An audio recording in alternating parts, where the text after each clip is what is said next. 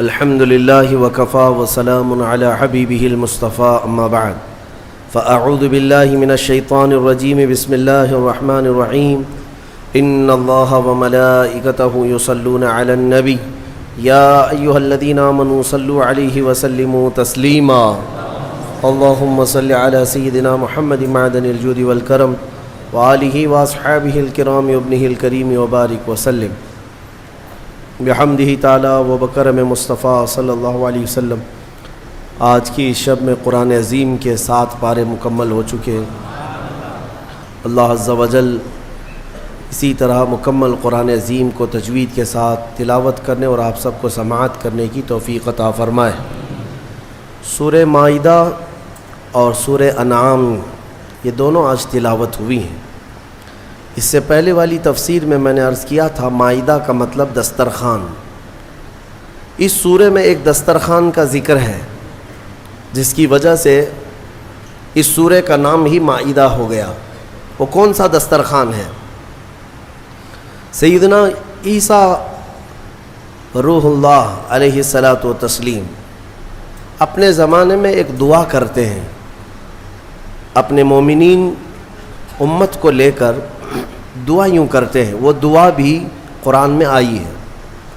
آپ نے دعا یہ کیا تھا، ربنا انزل علینا مائدۃ من السماء تکون لنا عیدا لاولنا وآخرنا وآیۃ منک۔ توجہ چاہتا ہوں، دعا کیا کیا؟ دعا میں یوں عرض کیا، اے ہمارے رب، آسمان سے تو ایک دسترخوان اتار ہمارے لیے، یعنی جنت سے ایک دسترخوان اتار، اور وہ دسترخوان کیسا ہو کہ امت کے لیے ساری چیزیں اس کے اندر میسر آ جائیں۔ دسترخوان تو سمجھ میں آتا ہے، اور رمضان میں دسترخوان نہ سمجھ میں آئے تو پھر کب سمجھ میں آئے؟ دسترخوان کے اتارنے کی دعا کس نے کی؟ عیسیٰ علیہ السلام۔ لیکن جو بات توجہ کی ہے وہ یہ ہے، عیسیٰ علیہ السلام یوں کہتے ہیں، جس دن یہ دسترخوان اترے گا تکون لنا عیدا لاولنا وآخرنا، وہ دن ہمارے اگلوں کے لیے اور ہمارے پچھلوں کے لیے عید کا دن ہوگا۔ کون سا دن؟ جس دن دسترخوان اترے۔ عقل کے اندھوں کو کون سمجھائے؟ قرآن تو کہتا ہے جس دن دسترخوان اترے وہ عید کا دن ہو سکتا ہے، اور جس دن پوری کائنات کا آقا تشریف لائے وہ 12ویں ربیع الاول کا دن عید کا کیوں نہیں ہو سکتا؟ جس کے صدقے میں سارے دسترخوان آئے، جس کے صدقے میں سارے خانے نعمت ملے۔ میرے عزیزو، یہ اہم چیز تھی، اس لیے میں نے عرض کیا کہ عیسیٰ علیہ السلام کے یہ جملے ہیں، تکون لنا عیدا لاولنا وآخرنا، ہم سے پہلے والوں کے لیے، ہمارے بعد والوں کے لیے وہ دن عید کا ہوگا جس دن دسترخوان اترے گا۔ میاں دسترخوان کے اترنے کا دن عید کا ہو سکتا ہے تو آمنہ کے لال کے آنے کا دن عید کا کیوں نہیں ہو سکتا؟ الحمدللہ ہم فخر سے یہ کہتے بھی ہیں، حشر تک ڈالیں گے ہم پیدائش مولا کی دھوم، مثل فارس نجد کے قلعے گراتے جائیں گے، خاک ہو جائیں عدو جل کر مگر ہم تو رضا، دم میں جب تک دم ہے ذکر ان کا سناتے جائیں۔ حضور پاک صلی اللہ تعالیٰ علیہ وسلم کی آمد کا تذکرہ کرنا یہ قرآن پاک سے ثابت ہے۔ بہت سارے لوگ صرف ہم سے یہ کہتے ہیں میلاد منانا کہاں سے ثابت؟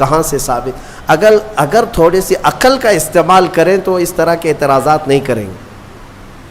اور جو لوگ اعتراضات کرتے تھے بیچارے سعودی ریال کی وجہ سے، اب سعودی بھی بدل چکا ہے، اب ریال نہیں آتے ہیں، اب ریال بھی نہیں آتے، انہیں ڈالر ڈھونڈنا پڑے گا یا پاؤنڈ ڈھونڈنا پڑے گا۔ ریال والا دین ختم ہو گیا، ابھی ریال والا مذہب اب سینما تھیٹر چلا رہا ہے، اب ریال والا بیچ بنا رہا ہے۔ ہاں، جو پہلے شرک و کفر اور بدعت کے فتوے جہاں سے صادر ہوتے میرے آقا صلی اللہ تعالیٰ علیہ وسلم کی آمد کے لیے، اب تو وہاں یہ بحث ہی نہیں ہے، ڈسکس ہی نہیں ہے۔ حرم کے اماموں کو گونگا کر دیا گیا ہے، وہ ممبر پر کھڑے ہوں اور اتریں، بس اور کوئی کام نہیں ہے، جو ہو رہا ہے سب اچھا، کوئی تنقید تک نہیں کر سکتا۔ تو آج وہاں کی پرورش سے پلے ہوئے بہت سارے لوگ جو یہاں پر منڈلاتے رہتے تھے، تو ابھی جو انکم سورسز بند ہو گئے تو اب وہ شرک اور بدعت کے فتوے بھی بند ہو جائیں گے انشاءاللہ. اور کل بھی اہل سنت و جماعت یہی کہتے تھے کہ میلاد منانا میرے آقا صلی اللہ تعالیٰ علیہ وسلم کی یقیناً مستحب ہے، مستحسن ہے، ثواب کا کام ہے. جسے حضور کی آمد کی خوشی ہو وہ کرے گا، بالکل کرے گا. اور ایک اہم بات لگتے ہوئے میں کر کے چلا جاتا ہوں. حضور پاک صلی اللہ تعالیٰ علیہ وسلم کا میلاد منانا اس لیے بھی ضروری ہے کہ جیسے آپ کو قرآن پاک میں پڑھ کر کے بتا دوں، اللہ تبارک و تعالیٰ نے اپنے رسول کو یہ کیوں کہا، قل انما انا بشر مثلکم یوحی الی. اے محبوب آپ فرما دیں میں تمہاری طرح بشر ہوں. یہ آیت 3 جگہ آئی قرآن پاک. حضور پاک صلی اللہ تعالیٰ علیہ وسلم سے کہا گیا آپ فرما دیں کہ میں تمہاری طرح بشر ہوں. کیوں؟ اور اتنا ٹکڑا لے کر کے بہت سارے وہ کہتے ہیں دیکھو رسول ہماری طرح کے بشر ہیں، رسول ہماری طرح کے بشر ہے. یہ کبھی کتے کو جا کر نہیں کہتے کہ دیکھ کتا تو بھی میری طرح ہے، تیری بھی ایک ناک ہے میری بھی ایک ہی ناک ہے، تیرے بھی 2 کان ہیں میرے بھی 2 کان ہیں.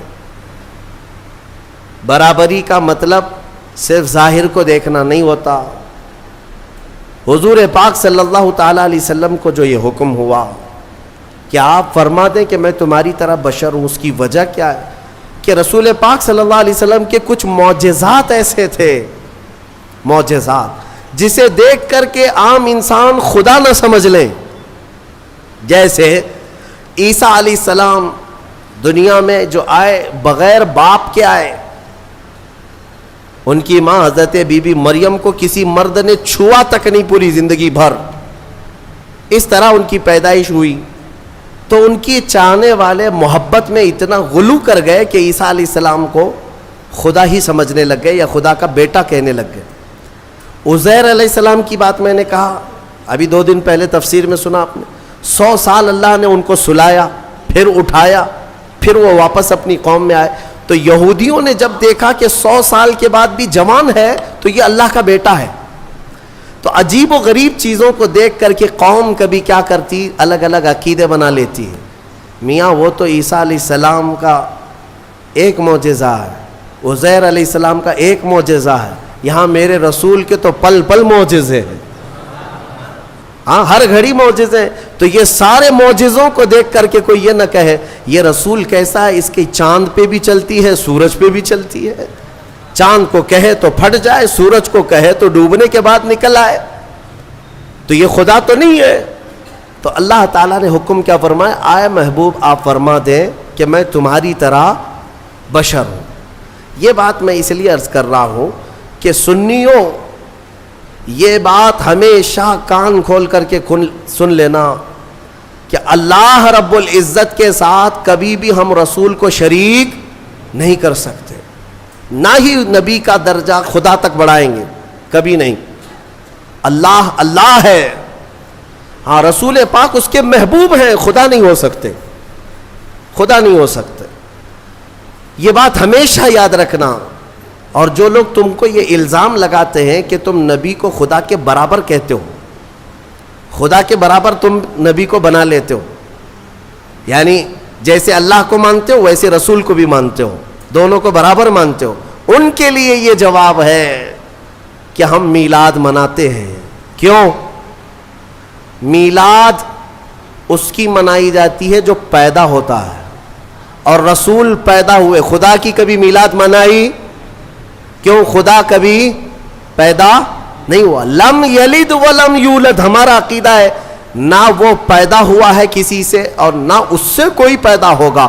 خدا کی ولادت کا دین نہیں آ سکتا، نہ ہی اس کا میلاد ہو سکتا ہے. رسول کا میلاد سنی منا کر یہ بتاتے ہیں کہ رسول پیدا ہوئے ہیں اور ہم رسول کو خدا کے برابر نہیں مانتے. یہ میلاد بھی جو ہے شرک کو ختم کرنے کا ذریعہ ہے، شرک کو ختم کرنے کا ذریعہ ہے کہ کہیں کوئی انجانے میں یہ نہ سمجھ لے کہ رسول بھی خدا کے برابر ہے. نہیں، ہم بار بار میلاد منا کے بتائیں گے رسول پیدا ہوئے تھے اور خدا پیدا نہیں ہوتا. آخر میں اتنا ہی کہوں گا, میں مانتا ہوں اے عقل والو, میرا محمد خدا نہیں ہے, مگر دلوں میں یہ نقش کر لو کہ وہ خدا سے جدا نہیں ہے. یہ عقیدہ ہے.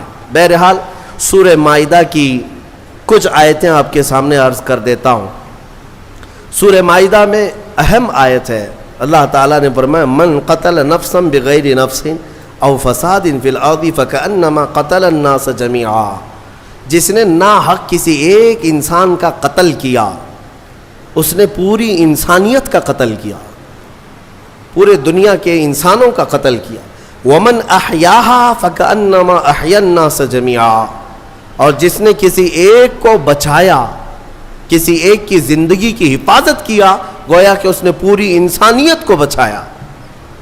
اتنی بات یاد رکھ لینا کہ اگر تمہارے ہاتھوں سے قتل ہوا تو یہ سب سے بڑا گناہ ہے, سب سے بڑا گناہ ہے. مرڈر کرنا, قتل کرنا, اسلام میں اس چیز کی اجازت ہی نہیں ہے. ناحق, ناحق. ہاں حق کے ساتھ کچھ جگہوں پر ہے, کچھ جگہوں پر ہے. وہ قتل و قتال کی باتیں جب آئے یا جہاد کے معاملات آئیں تو وہاں پر میں کبھی ذکر کروں گا, لیکن ناحق کسی کو قتل کرنے کی اجازت اسلام ہرگز نہیں دیتا.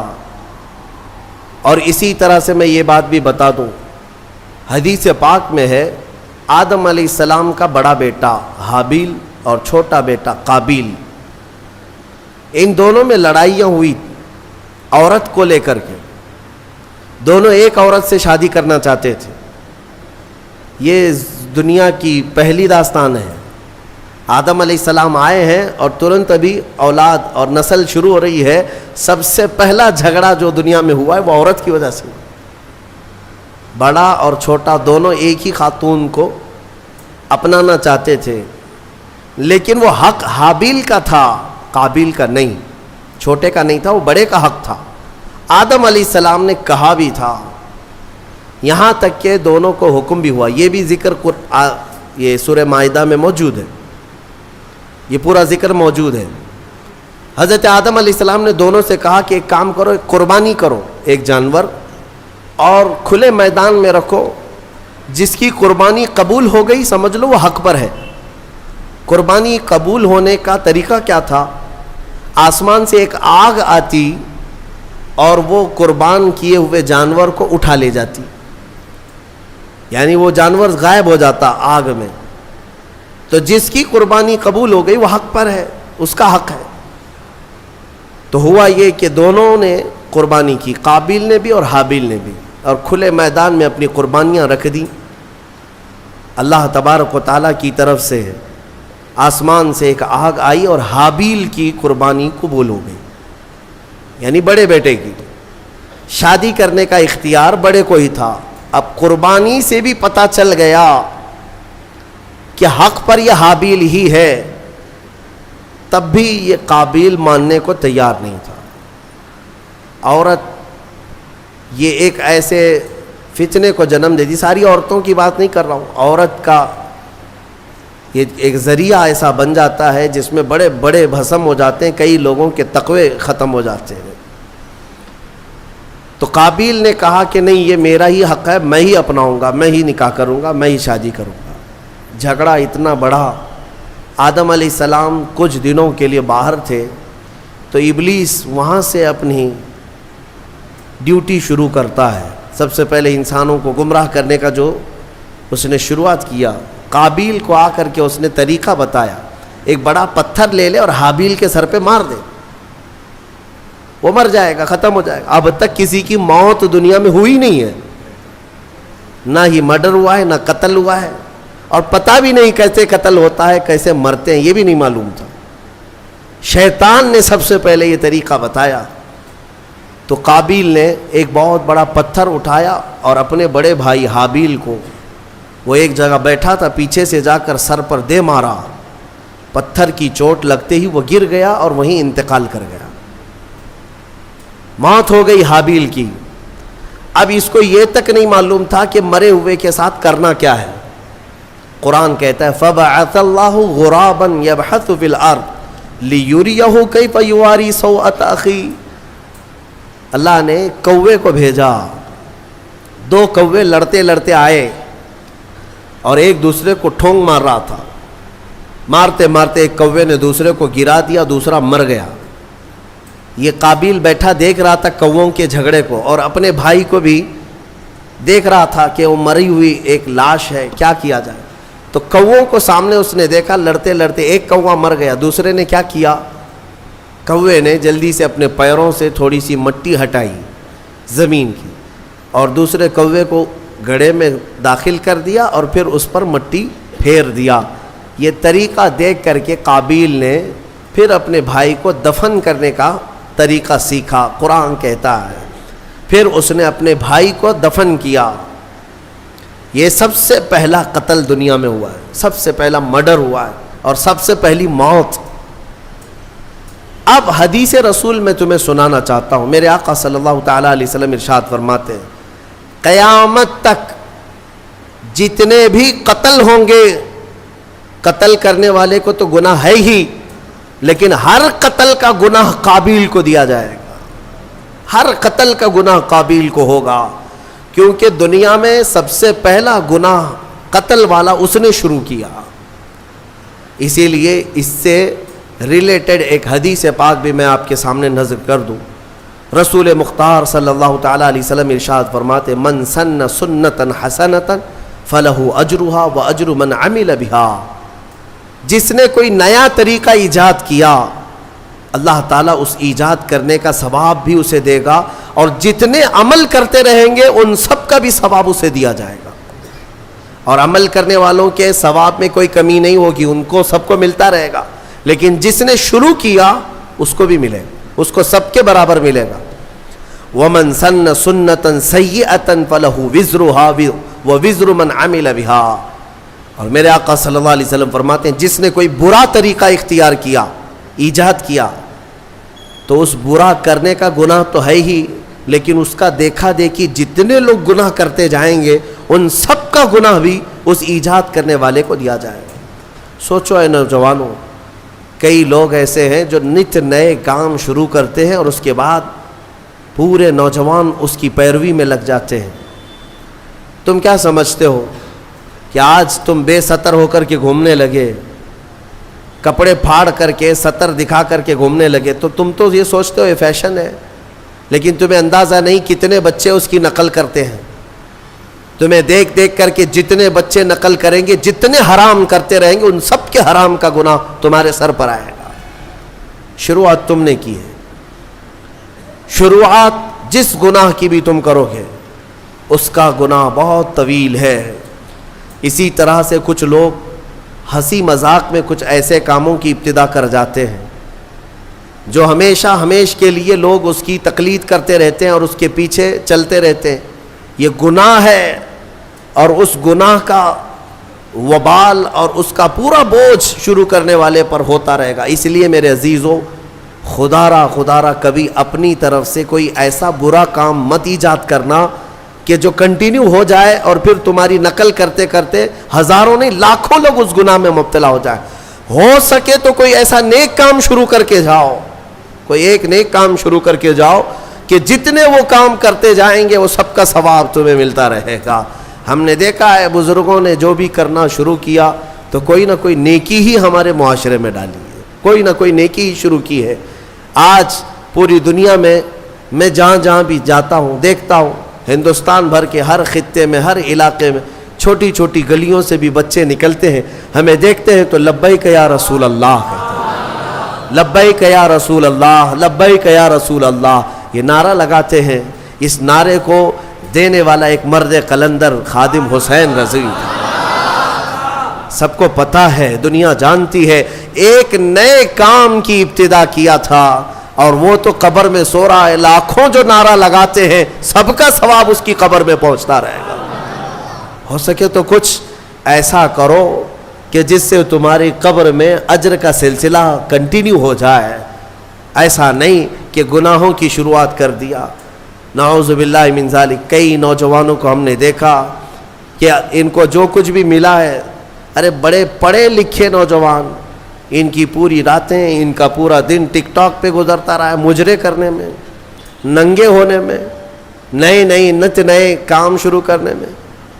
ایسے ایسے نوجوانوں کو دیکھا جو مخنث بننا پسند کرے، ہجڑا بننا پسند کرتے ہیں، صرف لوگوں کو ہنسانے کے لیے، دکھانے کے لیے.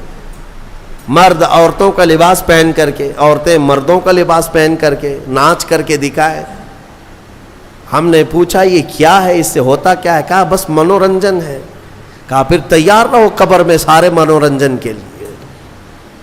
جتنوں کو تم نے تباہ و برباد کیا، جتنوں کے اخلاق کو تم نے ختم کیا، ان سب کا بھی وبال تمہارے اوپر ہوگا. حدیث رسول ہے برے کام کی ابتدا تم سے نہ ہونے پائے. کوشش یہ کرو کہ تم راستہ چلو تو بچے تمہیں دیکھ رہے ہوتے ہیں اور یہ سب نقل کریں گے، ایڈاپٹ کریں گے، ہر چیز کو کیپچر کرتے ہیں. تو کوشش یہ کرو کہ ہماری اچھی چیزیں ان بچوں میں منتقل ہو جائیں، برائیاں نہیں. اللہ تبارک و تعالی برائیاں ایجاد کرنے کی بجائے ہمیں اچھائیوں کی ایجاد کرنے کی توفیق عطا فرمائے. میں نے جو آیت ذکر کی آپ کے سامنے، جس نے ایک قتل کیا اس نے پوری دنیا کا قتل کیا. اس تفسیر میں ایک بہت ہی پیاری حکایت مولا علی کرم اللہ وجہہ الکریم کے متعلق ملتی ہے. حضرت علی کے زمانے میں ایک ایسا معاملہ پیش آیا، ایک آدمی کا مرڈر ہو گیا، قتل ہو گیا ہے، چاقو وہاں پڑی ہے، خون میں وہ لت پت ہے، اور اس کے قریب ایک آدمی کھڑا تھا. پولیس گزر رہی تھی، اس زمانے کی جو پولیس رہی ہو.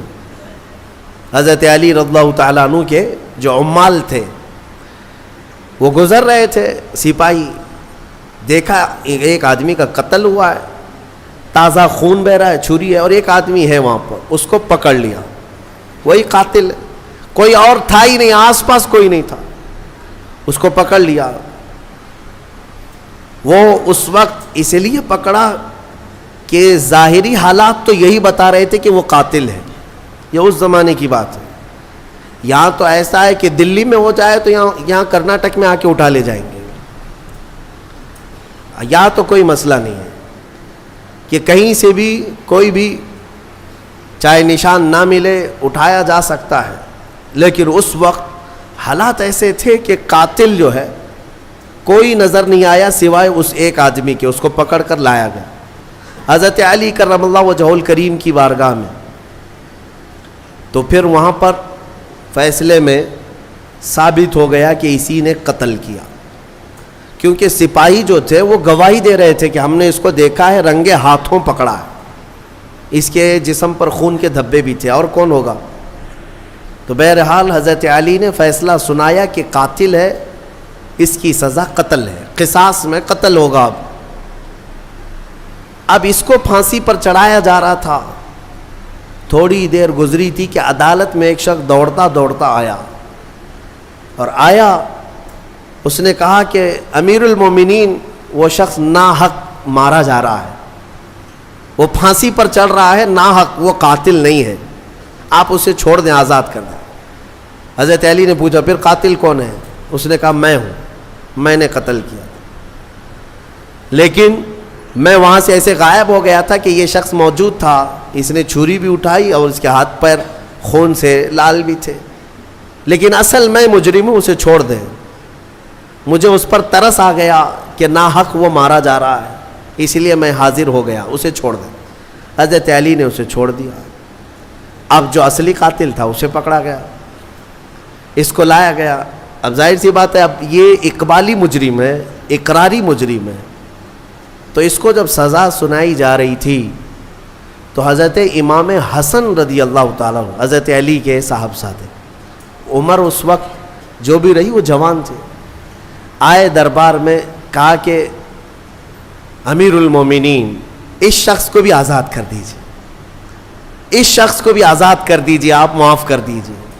کہا کیسے، ایک قاتل کو کیسے آزاد کیا جا سکتا ہے؟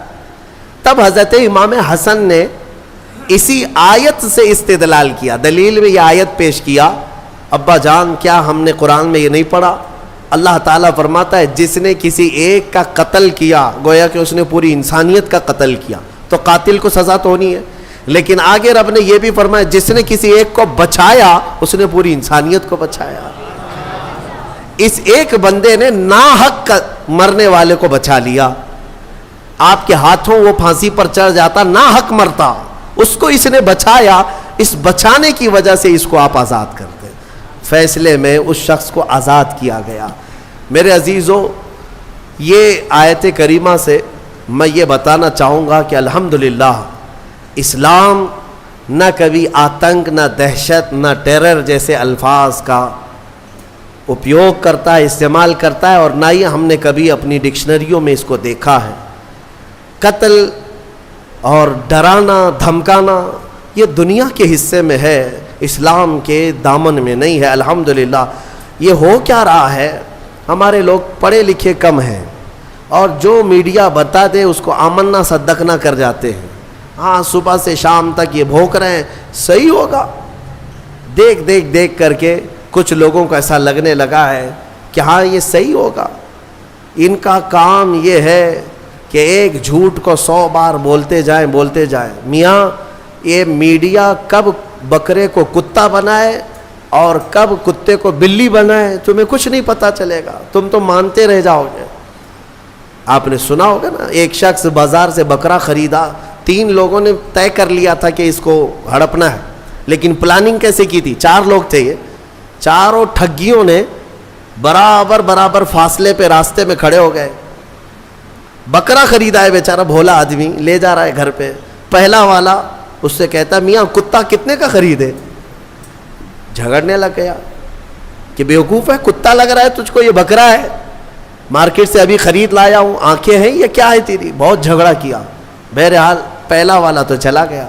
آگے وہ چلا, تھوڑی دیر کے بعد راستے میں دوسرا والا تھا, وہ بھی انجان بن کے کھڑا تھا. گزرتے اس نے کہا میاں کتا تو بڑا اچھا ہے تمہارا.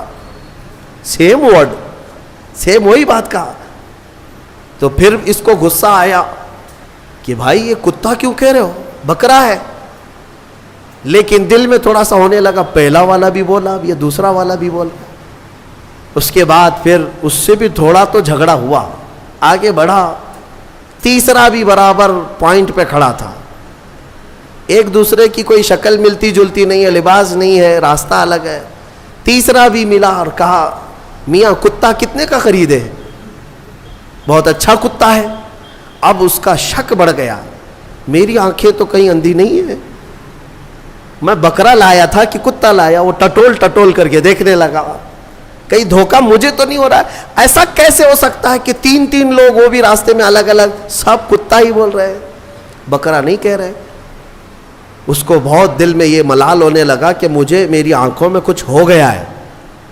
آگے گھر قریب تھا کہ چوتھے نے آخری کیل ٹھونک دی. چوتھے نے کہا میاں کتا تو بہت اچھا ہے آپ کا, کتنے کا کتا خریدے؟ اب بیچارہ وہ بکرا چھوڑ کر بھاگا. نہیں مجھ سے ہی غلطی ہوئی ہے, ایک آدمی بولتا, 2 بولتے, یہ 4 لوگ اس کو کتا ہی بول رہے ہیں. یہ بکرا نہیں ہے, کتا ہے. یہ ساری میڈیا اسی طرح کتا بنا رہے ہیں, اسی طرح کتا بنا رہے ہیں. تمہارے پاس بکرا ہے, لیکن بار بار جب کتا کتا کہا جاتا ہے تو لگنے لگتا ہے کہ کہیں ایسا تو نہیں ہے کہ میرے پاس بکرا نہیں ہے. میرے عزیزو ایک بات یاد رکھنا, یہ دن میں 100 مرتبہ تسبیح پڑھیں تمہارے لیے, تمہارے خلاف, تب بھی قرآن کہتا ہے کہ ایمان والے استقامت والے ہوتے ہیں. استقامت, ہاں ان پر تو بجلیاں گرے کہ پہاڑ گرے, یہ ٹس سے مس نہیں ہوگا. بلکہ مومن کا عقیدہ یہ ہے کہ اللہ ایک ہے, محمد سچے رسول ہیں, اور اسلام پر اس کا کوئی شک نہ ہو. تو بہرحال میں جو بات عرض کر رہا تھا وہ یہ ہے کہ قتل کے معاملات کو لے کر جو پروپیگنڈا پھیلایا جاتا ہے, اگر میں آنکڑے رکھوں نا, تعداد رکھوں, تو حیرت میں آنکھیں پھٹی رہ جائیں گی. حضور پاک صلی اللہ تعالیٰ علیہ وسلم کے کل جو غزوات ہوئے ہیں نا, جنگیں 17 ہیں. حضور نے 10 سال میں کتنی جنگوں میں شرکت کی؟ 17. اور پورے ٹوٹل 17 جنگوں میں کتنے لوگ مرے تھے؟ کتنے لوگ پورے ٹوٹل 17 جنگوں میں, 17 غزوات میں جو مخالف پارٹی کے لوگ مرے ہیں, ان کی کل تعداد 248. ٹوٹل کتنی؟ 250 کے قریب 10 سال کے اندر مرے ہیں. 10 साल के 250 पूरी काउंट करेंगे। अब आओ मैं तुम्हें बताता हूँ, ये दुनिया को जो अमन का पाठ पढ़ाते हैं, world war first, world war second, जो दुनिया की सबसे बड़ी जंगें हुई है ना, दुनिया की जंग अजीम, पहली जंग अजीम, दूसरी जंग अजीम, कितने मारे गए इसमें पता है आपको? वर्ल्ड वार फर्स्ट जो 1920 के करीब थी, उसमें 3 करोड़ लोग मारे गए थे, 3 करोड़। और वर्ल्ड वार सेकंड में 5 करोड़ लोग इतने मारे गए हैं, और यहाँ 250। और इस्लाम फिर भी कत्ल वाला है। इन्होंने लाशों के अंबार लगा दिए पूरी दुनिया में। आपको पता है, आज सिर्फ 10 साल होने को आ गए, मुल्क शाम में 8 लाख लोग मारे जा चुके इनकी जंगों में, 8 लाख लोग। इराक में भी वही, यमन में भी वही, अफगानिस्तान में भी वही। पूरी दुनिया में लाशों का अंबार बिछाया है अमेरिका ने और उसके इत्तेहादी फौजों ने। लेकिन कभी ये नहीं कहा जाता कि वो टेररिस्ट हैं, ये नहीं कहा जाता। ये जहां उतरते हैं बमों से मार मार कर पूरी ज़मीनों को बंजर कर डालते हैं। इराक में अगर आपको जाना होगा, आप देखना, 15-20 साल पहले की बात मैं बता रहा हूँ, एक बड़ा ग्राउंड था, बागीचा था, और अब हम वहाँ जाकर देखते हैं तो पूरा बागीचा कब्रिस्तान है। पैर रखने की जगह नहीं, इतनी कब्रें हैं वहाँ पर। पूरा मैदान कब्रों से भर गया है। नए नए मैदान तो इन्होंने कब्रिस्तान में बदल दिए। ऐ मुसलमानों, ज़रा मुताला करो, दुनिया यही ठगी बना रही, ये ठगी है। खुद का दामन नापाक है, कत्ल से इनके खून, इनके हाथ रंगे हैं, लेकिन दुनिया इस्लाम को और मुसलमानों को कातिल बताने में कोई शोशा नहीं छोड़ती, कोई शोशा नहीं छोड़ती। अल्हम्दुलिल्लाह, यहाँ दीन इस्लाम में जानवरों को भी मारने का हुक्म नहीं है। हाँ, ये बात याद रख ले, हर चीज़ का हिसाब होना है। जो कत्ल हुए जंगों में, वो जाहिर सी बात है, वो उसूल थे कि जिसने तलवार उठाया उसके खिलाफ जंग थी, बाकी किसी के लिए नहीं। घर में बैठे हुए आदमी को जाके मारने का हुक्म नहीं है। किसी पर जाकर अटैक करना, सुसाइड बम लगाना, ये इस्लाम के तरीके है ही नहीं। लिहाजा इस थ्योरी को हमेशा समझा करें। दुनिया जो पढ़ा रही है वो गलत है। कत्ल के सारी दास्तानें उन्होंने लिखी हैं, इस्लाम का दामन इससे पाक है अल्हम्दुलिल्लाह। कत्ल की या मर्डर की तालीम इस्लाम नहीं देता। हाँ, चंद जमातें जो अभी पूरी दुनिया में मुसलमान नाम से पनपती हैं, मैं यकीन के साथ कहता हूँ इनका इस्लाम से कोई ताल्लुक़ नहीं। चाहे वो IS हो या फिर लश्कर या कोई दूसरी तंजीमें जो नाहक मुसलमानों का खून बहाती हैं या नाहक किसी पर अटैक करती हैं, इस्लाम का ये तरीक़ाकार है ही नहीं। और ये हकीकत में उन्हीं के पाले हुए लोग हैं, उन्हीं के पाले हुए लोग। हमने इराक में सुना भी है, मालूम भी किया है, ये आए कहाँ से थे, ये IS और दाइश, ये सब के सब इन्हीं यहूदियों और अमेरिका के पैदा किए हुई जमातें थी। इनको सपोर्ट वहीं से था। बाकी एक बात मैं आपको बता देता हूँ, एक ईसाई पादरी गुजर रहा था अपनी 2 बेटियों के साथ कार में। तवज्जो चाहता हूँ, बहुत अहम बात है। वो कार में जा रहा था और कुछ गन लेकर के खड़े थे, गन लेकर के, बड़ी बड़ी दाढ़ियाँ थी, इस्लामी लिबास था, और वो जिसको देखो उसको मार रहे थे रास्ते में। बीच रास्ते में इस ईसाई पादरी को भी रोक दिया उन्होंने। 2 बेटियां भी थी उसके साथ। उतारा, कहा कि तू मुसलमान है या गैर मुस्लिम है? उसने कहा मैं मुस्लिम हूँ। उसने कहा मैं मुस्लिम हूँ। कहा तो फिर कुरान पढ़ के दिखा। तो उसने पढ़ना शुरू किया, बाइबल पढ़ा उसने, अरबी में जो बाइबल थी वो पढ़ा। पढ़ने के बाद उन्होंने कहा ठीक है जाओ, तुम्हारा रास्ता ठीक है, क्लियर है। वो आगे चल पड़ा।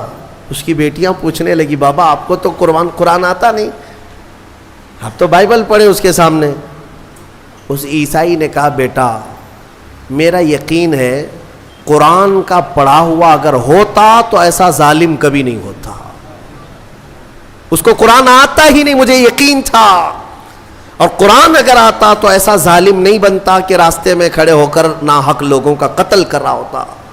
یہ عیسائیوں کا بھی یقین ہے کہ قرآن کا سمجھنے والا کبھی قاتل نہیں ہوتا، ظالم نہیں ہوتا۔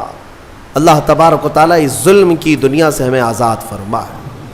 آخر میں سورہ انعام کی ایک آیت ذکر کر کے میں اپنی گفتگو کو سمیٹتا ہوں۔ اللہ تعالیٰ نے قرآن میں فرمایا، سورہ انعام میں بڑی حوصلہ افزا آیت ہے، وَمَا مِن دَابَّةٍ فِي الْأَرْضِ وَلَا طَائِرٍ يَطِيرُ بِجَنَاحِهِ۔ اللہ تعالیٰ نے فرمایا إِلَّا أُمَمٌ أَمْثَالُكُمْ مَا فَرَّطْنَا فِي الْكِتَابِ مِنْ شَيْءٍ ثُمَّ إِلَىٰ رَبِّهِمْ تُحْشَرُونَ۔ مَا فَرَّطْنَا فِي الْكِتَابِ مِنْ شَيْءٍ، اللہ تبارک و تعالیٰ فرماتا ہے پوری زمین میں کوئی رینگنے والا جانور ایسا نہیں، یا آسمان میں اڑنے والا کوئی پرندہ ایسا نہیں کہ ان کی اللہ نے جماعت کی جماعتیں نہ بنائی ہو، اور سب کا رزق اللہ نے اپنے ذمے لیا ہے، اور تم سب کو اللہ کے حضور لوٹایا جائے گا، سب کو اللہ کی طرف لوٹایا جانا ہے۔ اب رزق کا جو معاملہ ہے اس کو میں کہتا ہوں، سوراخ میں رہنے والی چونٹیوں کو بھی اللہ تعالیٰ رزق پہنچاتا ہے، آسمان میں اڑنے والے پرندوں کو بھی اللہ رزق پہنچاتا ہے۔ بعض جاہل جو ہے رمضان سے پہلے اس طرح کی باتیں کرتے ہیں، ان کا اسلام سے تعلق نہیں یا پڑھے لکھے نہیں ہیں۔ وہ کہتے ہیں کہ رمضان میں لوڈ شیڈنگ ہوتی ہے۔ لوڈ شیڈنگ کا مطلب خزانے میں بچت کے لیے مسلمانوں کو بھوکا رکھا جاتا ہے کہ صبح بھی مت کھاؤ، دوپہر میں بھی مت کھاؤ، شام تک بھوکے رہو تاکہ اللہ کے رزق کے خزانے میں تھوڑی بچت ہو جائے۔ ظالموں، تمہیں کیا پتا کہ رب تبارک و تعالیٰ کے رزق کے خزانے کتنے وسیع ہیں؟ تمہیں پتا ہے؟ اس کے لیے ایک مثال میں دے دیتا ہوں۔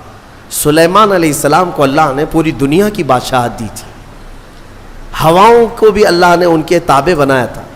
ایک دن حضرت سلیمان علیہ السلام نے اللہ کی بارگاہ میں یوں عرض کیا کہ مولا، ایک دن میں تیری ساری مخلوق کی دعوت کرنا چاہتا ہوں، اپنی طرف سے ساری مخلوق تیری جتنے بھی ہیں سب کو میں ایک دن کھلانا چاہتا ہوں۔ اس میں پرندے بھی، کیڑے بھی، جانور بھی، جنات بھی، مچھلیاں بھی، انسان بھی، ساری مخلوق جو جو کھاتے ہیں سب کو ایک دن میری طرف سے دعوت۔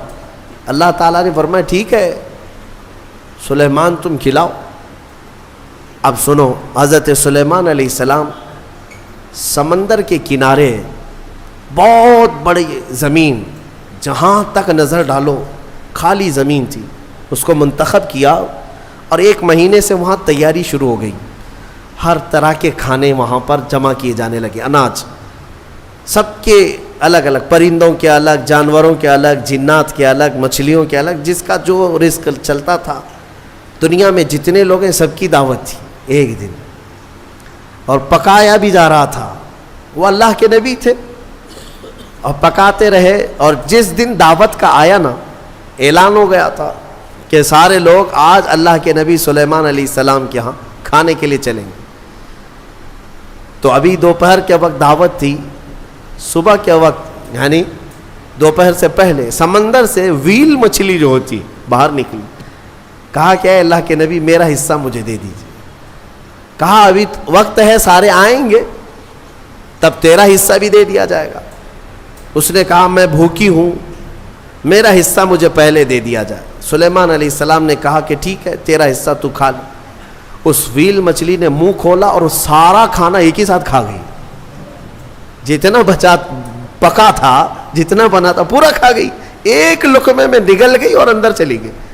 اور باقی مخلوق جو دعوت میں آنے والی ہے سب کا دھرا رہ گیا، کچھ بھی نہیں ہے۔ اللہ کے نبی سلیمان علیہ السلام نے عرض کیا اے مولا، میں تو ساری مخلوق کو کھلانے کا انتظام کر رہا تھا، یہ تو ایک مچھلی کھا گئی۔ رب تعالیٰ فرماتا اے سلیمان، اس مچھلی کو اس طرح کے دن میں 3 بار میں لقمے دیا کرتا ہوں، اور وہ ایک نہیں، سمندر میں لاکھوں کی تعداد میں اس کے برابر مچھلیاں ہیں، ان سب کو میں دن میں اتنے لقمے دیتا ہوں، اور باقی مخلوق تو باقی مخلوق ہے۔ میرے عزیزو، اندازہ کر سکتے ہو اس کی رزق کی وسعت کیا ہے، اس کے خزانے کی وسعت کیا ہے۔ رمضان لوڈ شیڈنگ کے لیے نہیں ہے، یہ تمہارے تقوی کے لیے ہے۔ تمہاری بیماریوں کو دور کرنے کے لیے ہے.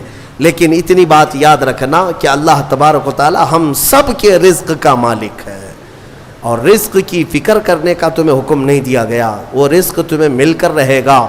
تم رزاق کی رضا کا خیال کرو، رزق ویسے ہی پہنچا دیا جائے گا. اقبال نے یہی کہا کہ رزق کی تو فکر ہے اور رزاق کو بھول گیا انسان. اور حضرت علی فرماتے ہیں لا تکثر ہمک ما قدر یکون، اپنی فکروں کو بہت زیادہ مت کر، جو مقدر میں ہے وہ مل کے رہے گا. تم رزق کی خاطر نمازیں بھی چھوڑ رہے ہو، قرآن بھی چھوڑ رہے ہو، تراویح بھی چھوڑ رہے ہو. نہیں، دکان میں بیٹھنا پڑتا ہے.